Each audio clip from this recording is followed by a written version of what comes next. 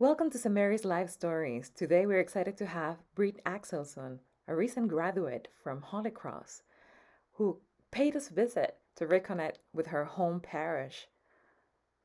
We give a special thanks to Mary Jane, who joined us for the conversation. My goodness gracious, poor Axelson is with us today, and she is one of St. Mary's finest. She was a student here at St. Mary's. She received all of her sacraments here at St. Mary's. She just graduated from Holy Cross, and when we sent her forth to light up the world, boy, has she lit up the world. So we are introducing to all of you, or reintroducing, I should say, to all of you, Miss Britt Axelson, and she's going to share her story with each one of you. You're her family. Okay, hi. Yes, my name is Britt Axelson, as Mary Jane so lovely introduced me. Oh gosh, it's been a while since I've been back at St. Mary's. It's nice to be here. It's nice to be here with Mary Jane. Where to start? Geez, I guess, I grew up at St. Mary's. I really didn't spend a lot of time here when I was younger, but when I was in high school, I spent more time here during my confirmation classes, and especially a lot of time with Carrie and Mary Jane on two mission trips that we went on, which were really, really influential in my life and are two of the most important experiences of my life that I've had. Both those trips really just ingrained in me the importance of empathy and just how powerful giving without expecting to receive anything in return can be. I think especially when you're in environments that like school or jobs or anything, it can be really competitive, which is good, but it's very few times that you get to be in an environment where you are just encouraged to give.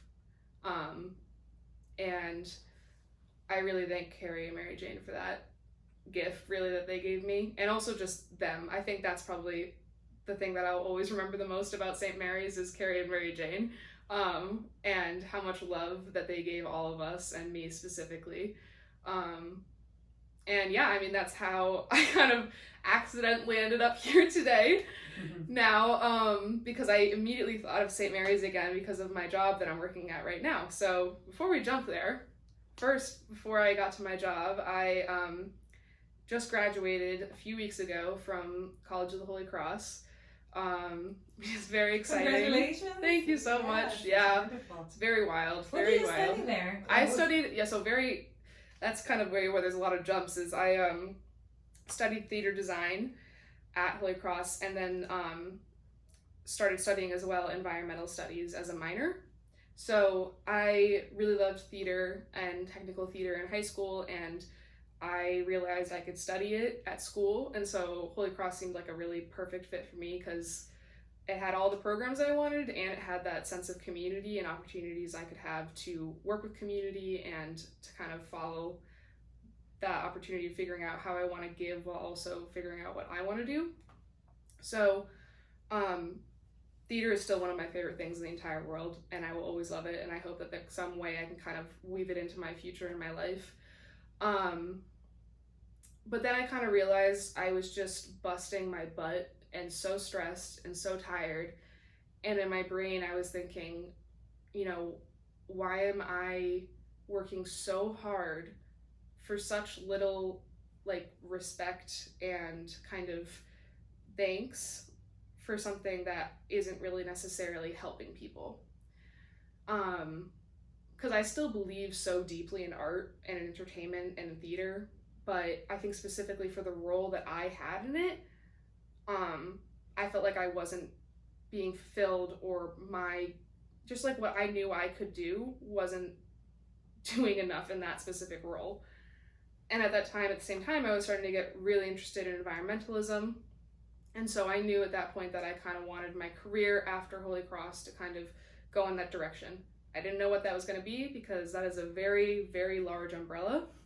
So I just started completing my minor, and I was lucky enough to start taking some food studies classes. One of the very strange ways that life can give you blessings even during really horrible times, because I ended up taking a summer class because of COVID that I wouldn't have taken otherwise with one of my just favorite professors now of all time. And he had a class called, what was it?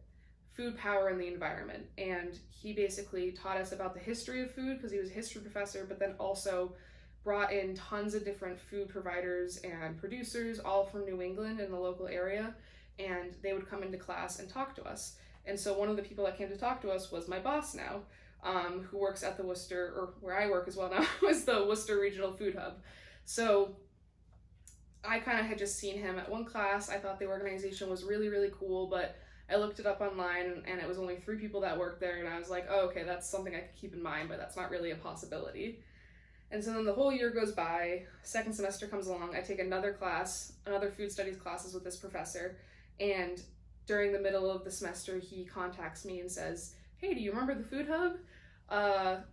The boss just emailed me and said that he has a position that's open and really needs to fill it. And so I jumped on that, and kind of things moved really quickly, and I was really, really lucky to be able to get the position. And so very quickly then, after graduating, about a week later, I started, and now I've been working at the Food Hub for a month now, and it's been really crazy just because it's been such a kind of insane transition in my life. Not only just with college ending, but it feels like COVID is, knock on wood, kind of ending, or we're transitioning out of this period. So it's been a lot on my brain, but I feel like this is exactly where I need to be right now. And to kind of now explain what my job is, my position is operations associate, but really like what that means is I'm the person on the ground in our organization and in our business. So the goal of the Food Hub basically is to connect Worcester County and kind of the greater area food-wise, and connect locally produced and made food. So I spend most of my days driving around Worcester County, sometimes a little bit further towards the border of New Hampshire over to Springfield, and I pick up and deliver food and bring it back. What I pick up, bring it back to Worcester. We bring it out to different food providers like the Regional Environmental Council or growing places that also then will sell the food out to farmers markets. And we also have a retail sale area in our business as well, where people can buy curbside from us. And then our final aspect of our business is our kitchen, where people can create their own products if they want, and they can work with my boss to basically get all of the FDA certifications, take food service safety classes, and to be able to basically start their own business. I know one of the places that started out with us is Glazy Susan, which is a really popular donut place now that's right on the corner of DCU. Highly recommend their donuts. They bring me a lot of joy. They're really, really good. And yeah, so I mean, the thing that drew me immediately to the Food Hub was knowing that I was going to be learning a lot and have a lot of independence, while at the same time knowing that I was supporting a local food community. And from everything that I've learned through environmentalism and my food studies classes, like that is one of the most powerful things you can do as an individual, is figure out where you're buying things from, and especially food, because locally made food is not only supporting your local economy, it's supporting your small businesses, and it is reducing the amount of carbon emissions that are created from how far the food is traveling. So for me, even though some days, it feels like, okay, I'm just, driving a truck, it's really a lot more than that to me, because I'm supporting a very large system and a large web of connections that are all working towards the same goal of making Worcester County and hopefully the whole, Massachusetts more food secure.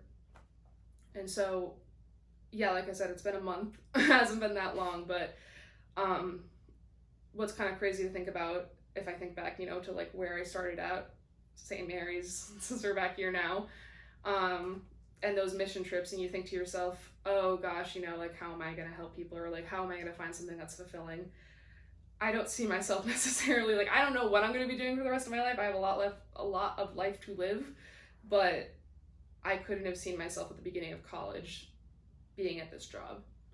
And I think that's kind of like message I have, especially to other young people, is like, as long as you are discerning and you're trying to listen to yourself and figuring out what am I feeling called to, what is making me feel fulfilled, happy, and you find that where you are is not fulfilling you, you just have to try and take a step towards a different direction. And you may have no idea where that's going to lead you, but as long as you're listening to yourself, you're going to get on a path that's going to make you feel more fulfilled. It might take a while, you might have no idea where you're going, but I've always found that as long as I'm listening to myself and I'm asking for help from my mentors and my friends, my mom especially, I always seem to find where I need to be ending up. And especially with something like COVID coming at the end of my college career, like, it was just devastating. Like, I felt like I put so much work into my community that it was just so sad to feel like I had to be like ripped away from it my final year. In the same way, I realized all of my work had been so worth it because I had community when I was like the farthest away from it. And I had all these connections that helped me then get to this point where now I was able to get a job through my Holy Cross connection. So I mean, yeah, it's just always about being open to new opportunities and being open to yourself. And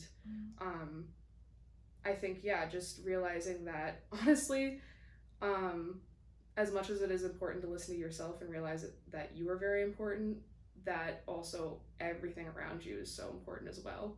And that's why I like to think about my job helping kind of more people than just myself, because in the end, what's the point if I'm working just for myself? Like, yes, I want to live a good life and support myself, but I also want to support other people.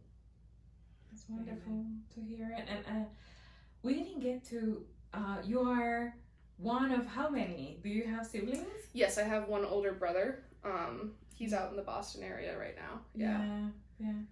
And how do you feel the experience? I know it was traumatic, it was difficult, but how do you feel that the experience of going through these last 2 years of college with all these challenges with the virus have changed your perspective for the future? I mean, I think more than anything, I think I definitely saw this in a lot of my peers, is a lot more gratitude, like an insane amount of gratitude for just the everyday things, which I felt like I had before, but I had never experienced an insane loss, like an intense loss before, which I'm very grateful for. But I feel like you almost don't even realize the gratitude you can have until you lose something. And I think everyone my age too, especially, was just realizing like how nice it is to just be with people and just be with each other. And like I said, like, I think I was grateful for before, but I think that I just try and challenge myself every day now, even when I am having a tough day, just to realize how nice it is that I can just do small things that I couldn't do a year before. That's so true. That sounds so true, and I think that we all can relate to that experience. Yeah. Well, Britt, it's been a pleasure and a joy. Welcome home. Yeah, We're thank you for giving me this little surprise invitation to share my experiences. I love to do it, but it was a nice little invitation. I really much appreciate it. You're dynamite, and we're so grateful to you and all that you're doing and you're yet to do. Yeah.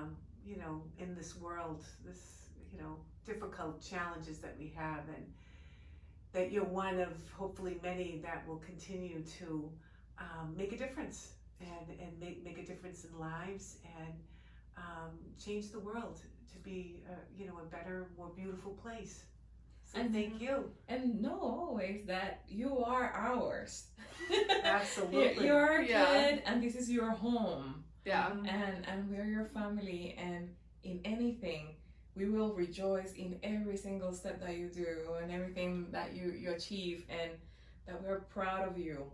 We're really proud of you, and know that this is a place that you can find love, support, absolutely, and kind of like that feel of being among yours. Thank you. absolutely. Amen. I definitely felt that when I haven't seen St. Mary's in a really long time, so when I drove up, it was just like it was nice. It was nice to be back. Yeah. That's wonderful. Something I did think of though before we turn the cameras off. Yeah. I was just thinking about, how you were saying, Mary Jane, like how the ways I will help others and the way that, things I will do, great things, like I think it's especially, I just think so much, in the minds of like young people, but also like, this is for anybody. Like, I think one of the best things that you can do to help other people is to help yourself, because I wasn't able to help other people or be in the mindset that I am now without years of counseling work and therapy and self-work and pushing myself to be more social and challenging myself all throughout college. So I just like to remind myself and other people too, like, I'm not just this person right now. I've not always been this person sitting right now, right here. Like, I have done so much work on myself and for myself, for me to be more happy and to know myself better, and to be there for myself. So honestly, if you're in a space right now in your life where you feel like, how can I help people, or you're even overwhelmed by like how much there needs to be done in the world, the most control you have over anything in life is yourself. Amen. So if you can help yourself, that's more than enough. More than enough you could do for your entire life, honestly. Beautiful. That was well said. Thank you. Thank you for your time. Thank you. It's been Yes, a pleasure great. to have you, and I know that many of the people of the community will say, "Oh, I know that kid," and that's a wonderful feeling for everybody. We love you.